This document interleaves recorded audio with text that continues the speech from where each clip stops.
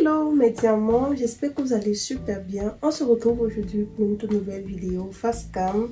Avant de commencer cette vidéo, j'aimerais d'abord vous souhaiter une très bonne et heureuse année 2025. Dans cette vidéo, je vais te dire tout ce que j'aurais aimé savoir avant d'être maman. On se retrouve donc après le générique. La première chose que tu dois savoir, c'est que tout enfant est une bénédiction. Oui, c'est un don de Dieu. Qu'importe comment il a été conçu, c'est un don de Dieu. Qu'importe si actuellement tu as les problèmes avec le papa de l'enfant ou bien vous n'êtes pas à vous entendre, sache juste que ton enfant c'est une bénédiction. Parce que toutes les femmes n'ont pas cette chance, n'ont pas cette grâce d'enfanter. Malheureusement, c'est cru de le dire ainsi, c'est la nature qui a permis cela et on va juste rendre grâce à Dieu de pouvoir enfanter, de pouvoir mettre au monde un bébé. Dès qu'il y a une parmi vous qui a besoin d'entendre ces paroles réconfortantes, sache juste que ton bébé est le bienvenu dans ce monde. Ton bébé, c'est une bénédiction de Dieu. Je vais donc te dire tout ce que j'aurais aimé savoir avant d'être maman. Parce que être maman, c'est un bouleversement dans sa vie. La première fois de tomber sur ma chaîne YouTube, je me prénomme Audrey, je suis maman de 2 garçons. Mon fils aîné, il a 7 ans, je l'ai conçu à l'âge de 21 ans. Ce qui n'a vraiment pas été facile parce que sa venue n'était vraiment pas chose facile, mais avec la grâce de Dieu, parce qu'il faut toujours mettre Dieu au-devant de tout, on a pu s'en sortir.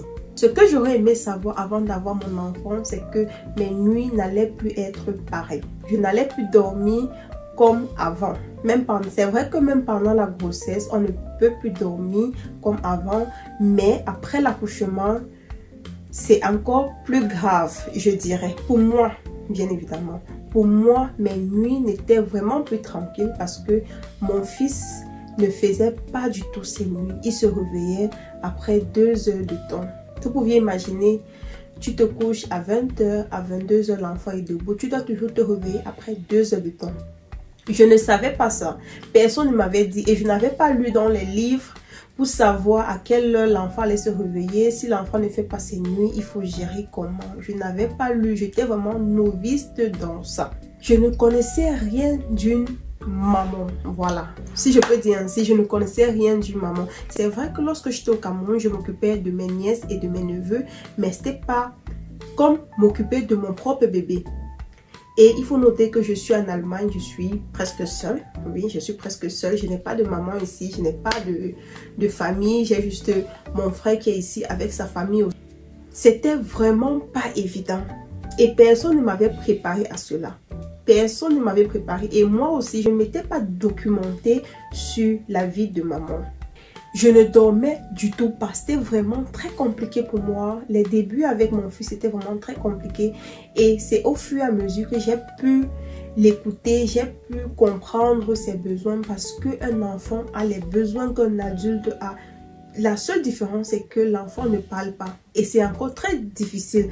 L'enfant ne peut pas dire, ok, j'ai mal à ce niveau, je me sens pas bien. Tout ce que l'enfant peut faire, c'est de pleurer. Et lorsque l'enfant pleure, tu ne sais pas ce que l'enfant a, tu ne sais pas s'il a fait pipi sur lui, tu ne sais pas s'il a fait caca sur lui, tu ne sais pas s'il veut dormir. Et je pense que c'est avec le temps qu'on apprend à connaître son enfant parce qu'il faut vraiment être attentif aux pleurs de l'enfant. Ce que je peux vous dire, c'est d'être vraiment attentif. Il faut vraiment voir comment l'enfant réagit pour connaître ses besoins. C'est tellement différent. Ce que j'aurais aimé encore savoir, c'est que ma vie allait totalement se bouleverser dans le sens où je ne pouvais plus sortir à l'heure que je voulais, je ne pouvais plus me maquiller à l'heure que je voulais, je ne pouvais plus vraiment faire tout ce que je voulais à l'heure que je voulais parce que l'enfant me commandait presque. Oui, c'est très bizarre de le dire ainsi, mais c'est ça. Je me retrouvais souvent à me lever à 13 h. Oui, comme je suis en train de vous dire, c'est vrai. Tu dois savoir que avec ton bébé, tu dois souvent te réveiller même vers les 13 h, vers les 12 h. Ne te culpabilise pas. Essaye vraiment de t'adapter à ton bébé. C'est vrai que si l'enfant est encore tout petit, tu peux t'habituer d'abord à l'enfant pour un début, mais par la suite, l'enfant doit marcher à ton rythme. Oui, c'est très important. Il faut avoir une routine, vraiment avoir un plan de ta journée. Si tu n'as pas un planning, je pense que rien ne doit aller. Rien ne doit vraiment aller. Il faut vraiment habituer l'enfant à ton rythme. Ce que j'aurais aimé aussi savoir avant d'être maman, c'est que chaque enfant est différent. Chaque enfant est propre à lui. Oui, chaque enfant a sa personnalité. Nous, parents, nous avons tendance à comparer nos enfants. C'est vrai, ça arrive, on peut le faire, mais ce n'est vraiment pas bien de comparer les enfants. En se disant que mon fils, il a fait ses nuits à 2 mois, pourquoi est-ce que le second ne fait pas ses nuits à tel nombre de mois? Ce n'est vraiment pas bien parce que chaque enfant est vraiment différent, chaque enfant est vraiment propre à lui. Ce que j'aurais aimé encore savoir avant d'être maman, c'est que je ne pouvais plus sortir tous les week-ends comme je le faisais avant. Parce que lorsqu'on est maman, on doit s'occuper de nos enfants. Ça peut arriver que tu sortes 1 fois, 2 fois par mois, mais tu ne peux plus sortir quand tu veux, à l'heure que tu veux, parce que tu as un enfant. Tu ne peux pas me dire que tu vas aller laisser ton enfant tout le temps chez une amie, ou bien chez ton frère même, ou bien chez ta soeur. C'est impossible, parce que même ta soeur, tu vas aller laisser ton enfant, à un moment, elle en aura marre de garder ton enfant tout le temps. Tu peux le faire, tu peux faire peut-être tes sorties 1 à 2 fois par mois, c'est pas grave, mais tu dois juste savoir que tu dois ajuster tes sorties. Oui, tu dois ajuster tes sorties, tu dois vraiment réduire tes sorties. Malheureusement, c'est comme ça, mais tu dois le faire parce que tu ne peux pas laisser ton enfant tout le temps chez quelqu'un pour sortir pour aller où. Accepter ce rôle de maman nécessite vraiment beaucoup de restrictions. beaucoup de restrictions et beaucoup de compromis. À la fin de la vidéo, je vais te dire aussi ce que tu dois faire vraiment pour être épanoui. Parce que il ne faut pas seulement vivre pour l'enfant. Ce que j'aurais aimé encore savoir avant d'être une maman, c'est qu'un bébé pleure énormément. Un bébé ne peut pas parler pour dire ce qu'il a besoin. C'est toi la maman qui doit savoir ce que ton bébé a besoin. Un bébé pleure pour tout. Le bébé a peut-être mal ici, il doit pleurer. Si ton bébé veut manger, il doit pleurer. Si ton bébé veut dormir, il va pleurer. Si ton bébé a fait caca sur lui et qu'il veut qu'on change sa couche, il va pleurer. Bref, un bébé pleure sur tout. Ce que tu dois savoir, c'est qu'un bébé pleure énormément. Oui, c'est ce que tu dois savoir. Et ça ne doit pas te stresser. Tu dois juste écouter ton bébé. Tu dois juste comprendre les besoins de ton bébé. Ce que j'aurais encore aimé savoir avant d'être maman, c'est que un bébé n'a pas besoin de tout. Le bébé a besoin juste des trucs nécessaires, des trucs indispensables. Ce que j'aurais aimé aussi savoir, c'est que le bébé allait bouleverser notre vie de couple. Oui, je m'explique. En étant maman de mon premier fils, je n'avais vraiment plus le temps avec mon conjoint. On ne pouvait plus se lever et dire, ok, on fait peut-être une sortie restaurant, on se fait une sortie cinéma, on se fait une sortie disco, quoi. On n'avait vraiment plus le temps pour nous deux parce que qui dit sortie disco dit à deux.